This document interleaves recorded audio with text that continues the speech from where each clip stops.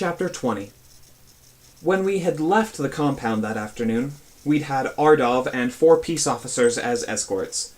We came back with all of them, in various states of unconsciousness, injury, frog poisoning, and porcupine quill impalement. We'd promised to get Junip off the hook, but we'd only succeeded in making him look more guilty. On the other hand, we'd avoided covering up mutiny and murder while simultaneously not giving up the guy who held the keys to our escape plan. We'd managed not to be assassinated. I'd gained an alien sibling, which I suppose you could put in the plus column, if you were an optimist. We'd even come home with an extra shuttle, so anyone so inclined could spin the trip as more of a success than a failure, right? Strangely, some beings were disinclined to see it that way. When we landed, we were greeted by peace officers who put us in plasma restraints. Junip, who also turned out to be not an optimist, demanded we be marched to his office immediately. On the way over, Colonel Rage fell in step with me. He leaned in towards me, not the easiest thing in the world when you have plasma restraints pinning your arms behind your back. "Nice job today, son," he said. I shrugged. I find getting blown up to be a pretty good motivation. "It's one of the best," he agreed. Then he looked serious. "How'd you do that thing?" "What thing?" I asked. "You know what I'm talking about. That leap up to the trap door of the shuttle." "I didn't leap. There was a platform that rose up. It happened pretty quick. You might have missed it." His eyes narrowed at me. "Do I look stupid to you, son?" "I'm not lying to you. I can't jump 15 feet. There was a platform. Oh, and no, you don't look stupid. I wouldn't want you to think I was diplomatically avoiding answering the question. Scary and impatient, sure, but not stupid." He shook his head. "We're all in this together. If you've got a line on some alien tech we could use, you need to come clean. The lives of your friends and the lives of the folks back home are depending on it." "I'm not holding anything back," I told him, hoping I sounded earnest. The colonel did not look satisfied, however. He just shook his head like I profoundly disappointed him. Inside Junip's office, we sat in front of his desk while he leaned over towards us, glaring. He had at least been kind enough to tell the peace officers to remove our restraints. Now, he hoped to intimidate us with his angry glare. The thing is, he had tried to kill us, at least twice, and we all knew it, so an angry look from his shaggy face wasn't going to ratchet things up very much. "I asked you to do one simple thing," he said, "and you couldn't do it." "And then you were going to remove us with a tragic shuttle accident," Colonel Rage said. "So forgive us if we don't feel too bad." "Of course, I regret the excess of enthusiasm in some who follow the movement for peace," he said.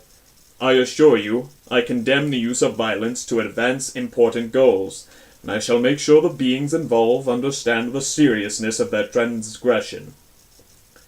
"Don't you think that's a little harsh?" I asked. "I mean, after all, we're only talking about attempted multiple murders. Making them understand seems pretty excessive." "I would not expect a primitive being like you to comprehend," Junip said. "Ours is a society in transition, and there will always be minor growing pains." Included among those minor growing pains, apparently, were all of us being marked for death in a fiery explosion. "I don't want to get into a debate with you," Colonel Rage said. "You're in the driver's seat, and there's nothing we can do about it, but the longer we're around, the greater the potential for chaos. You want us to stop making trouble, then let's go back to the stolen ship plan." Junip snorted and muttered something under his breath. "Unfortunately, I must agree. Tomorrow afternoon, between 1300 and 1500, will be your window. Please take it and never let me see you again." Vilonic rose. "While I appreciate your supplying us with one ship for our purposes, I wonder if a second ship might be made available." Junip cut him off, though. "You are the half-wit who ruined the meeting with the Chief Justice." One of his goat fingers jabbed out menacingly in his direction. "Even Zeke Reynolds wasn't stupid enough to pull a stunt like that. You don't get to ask me for anything. Now sit down and be quiet before I think of a reason to have you arrested on espionage charges. Once Vilonik was seated, Junip took a few more minutes to glare at us. Tomorrow, make sure there are no more mistakes. Now get out of here. He waved his hand in dismissal. Colonel Rage stood up along with the rest of us, but he met Junip's eye. What's going to happen to Ardov? What do you mean? Junip was already busying himself with some holographic texts and acted like he was only half listening. He tried to kill us. In our primitive culture, that would result in criminal charges being filed. I already told you, I intend to talk to him. Now get out of my office. Talk to him, Colonel Rage muttered when we got outside. It's not our problem, Mi-san said. We're leaving tomorrow. Charles sighed and looked back at Junip's office, an expression of worry on his face. Provided we live that long. We were halfway across the compound when Ardov stepped into our path. To no one's surprise, he looked angry. See here, son, the colonel began. We've all had a long day and we're not interested in more trouble. How about you go see your boss and find out what he wants from you before you find yourself in hot water? Ardov swiped an arm at Colonel Rage, sending him flying into the air. He landed a good 20 feet from us, landing on the grass and skidding the length of his body before coming to a rest. I glanced over to see him getting up. He looked a little stunned, but okay. Mi-san ran over to make sure he wasn't hurt, so I quickly looked back at Ardov. I didn't want to risk him making any moves while I was distracted.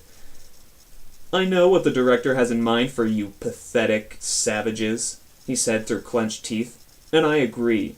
The sooner you're all gone, the better. But you, he said, pointing at me, you are not leaving. You're finished right now. I chanced another quick glance at my surroundings. Whatever peace officers had been lurking around before Ardov's attack had now, by pure coincidence, I'm sure, made themselves scarce. The various other citizens were in the process of clearing the grounds, running indoors. It was like when two gunslingers would face off in the main street of the Old West. I was sure those scurrying beings would head to safety somewhere and then press their faces, or whatever they had, against the glass and peer out, while Ardov did whatever he planned to do. Vilonik stepped forward. Before you do something you might regret, please know I have invoked the right of brotherhood with this being. He is now legally my caste brother, and so any actions taken against him...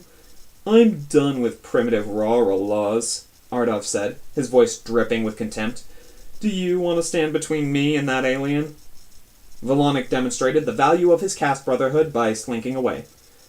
Ardov took another step towards me. Let's go, Zeke. You and me. Let's finish this. We'll see what you can do when you're not hiding behind tricks or PPB pistols. Steve and Alice were stepping forward to put themselves between me and Ardov. It was a nice thought, especially for Alice, who had no chance against him, but I wasn't going to let anyone fight my battles for me. I've got this, I said, though I had no idea how I was going to avoid fighting Ardov, or, alternatively, getting pounded by him. I do not recommend that you fight this thing, Smelly chimed in, ever helpful. Your skill tree has been maxed out, I said, stalling for time, though I hardly knew what more time would get me. That doesn't seem really fair.